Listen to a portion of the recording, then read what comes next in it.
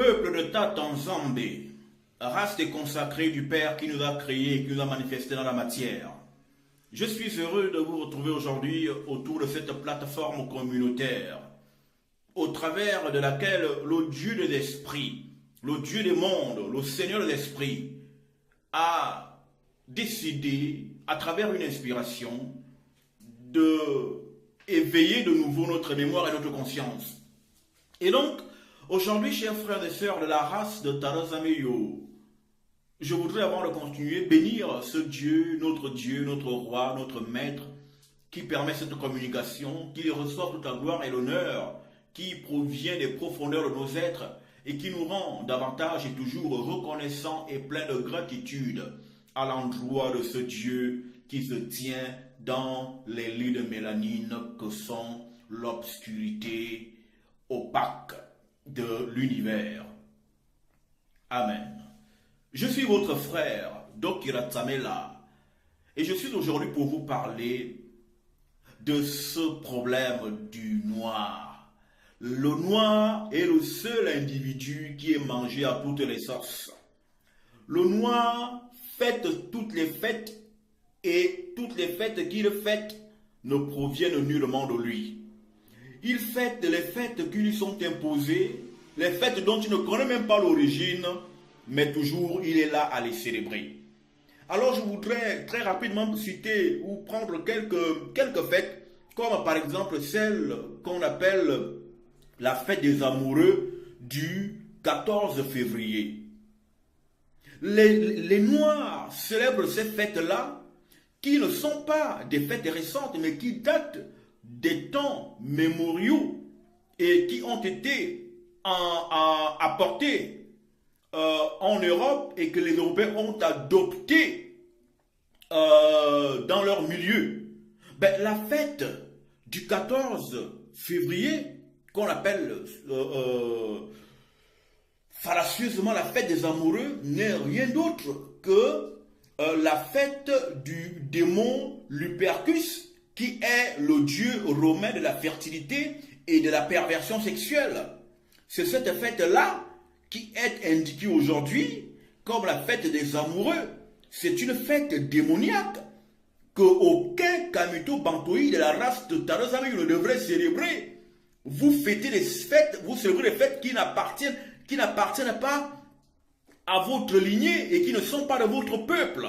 Le 14 février, je n'ai pas besoin d'une date, d'un jour particulier pour manifester l'amour à ma femme. J'aime ma femme et je lui manifeste mon amour tous les jours. Je n'ai pas besoin d'une date, d'un jour qu'un individu que je ne connais même ni d'Ève ni d'Adam fixerait la date et le jour de la célébration. Ce sont les fêtes démoniaques. Célébrez vos femmes, célébrez vos hommes tous les jours que Dieu fait. N'attendez pas un jour hasardeux, enfin à vos yeux hasardeux, mais bonnement réfléchi et fixé par les forces obscures et ténébreuses qui gouvernent ce terre dans lequel nous sommes. Il y a l'autre fête, c'est la fête des mères. Mais la fête des mères n'a rien à voir avec le peuple kamito-bantoïde. Je n'ai pas besoin, comme je l'ai dit tout à l'heure, je n'ai pas besoin d'une date, d'un jour pour célébrer l'amour que j'ai pour ma mère. Et il est écrit que, enfant, honore ton père et ta mère, et tes jours se prolongeront sur la terre. On me demande d'honorer mon père et d'honorer ma mère. Mais on ne me demande pas de faire des fêtes. Honorer et fêter, ce n'est pas la même chose. C'est deux choses différentes. Et donc, d'où provient donc cette fameuse fête qui semblerait célébrer les mamans? En vérité, la fête des mères provient du culte orgiaque et sacrificiel rendu à la mère de Dieu à Rome, qu'on appelle Rhea. Et donc, c'était un culte qu'on rendait donc à cette femme qui se faisait appeler la mère de Dieu, et on y sacrifiait les êtres humains. Et ce culte remonte depuis la Babylone antique. Parce que vous devez comprendre que les Occidentaux n'ont pas de culture. Ils n'ont pas d'histoire, ils n'ont rien créé, ils n'ont rien inventé. Tout ce qu'ils ont, ils l'ont pris des peuples kamito-bantoï, du peuple noir. et l'ont adapté chez eux. Et donc, dans l'Afrique antique, lorsque le peuple était déjà dans l'égarement, bien sûr, il y avait Sémiramis, la mère du dieu soleil Tammuz, et l'épouse également de ce dieu, qui était déjà avant la naissance de Tammuz, la femme de Nimrod. Donc c'est elle qui est la mère des dieux. Et c'est cette femme-là, cette démon-là, qui a été adaptée en Occident sous le nom de Rhea ou de Cybèle, et qui est devenue la mère des dieux. Et c'est en son honneur qu'était célébrée la fête des mères. Vous voyez? Il faut que le peuple se réveille. C'est la connaissance qui rendra le peuple kamito-bantoïde libre. Ne soyez plus des dindons. Vous avez été trop paresseux intellectuellement. Arrêtez, refusez d'aujourd'hui la paresse intellectuelle. Fouillez, cherchez.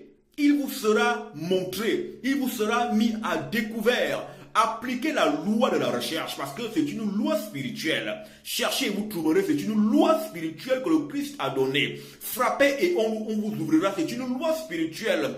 Demandez, on vous donnera, c'est une loi spirituelle. Appliquez les lois là et vous arriverez à l'éveil, à l'illumination de vos esprits. Et donc, je voulais prendre en dernier lieu la fête des pères. Mais la fête des pères, mais c'est quoi? Mais c'est une escroquerie. La fête des pères a été inventée aux États-Unis par un commerçant, un fabricant de briquets qui voulait faire son commerce. Et vous remarquez que toutes ces fêtes-là, toujours incitent les gens à acheter des choses pour offrir aux parents, pour offrir aux femmes, pour offrir aux maris, parce que tout ceci ne véhicule en définitive qu'un esprit commercial. Rien de tout ceci n'est anodin, c'est commercial. Tout ceci n'a qu'un but, c'est celui de vous dépouiller. Au-delà, en plus, je veux dire, en plus du fait que l'origine de ces fêtes-là soit satanico-démoniaque. Tout comme la fête des Pâques, la fête de Noël, qui n'est rien d'autre que la fête d'Horus, le dieu soleil.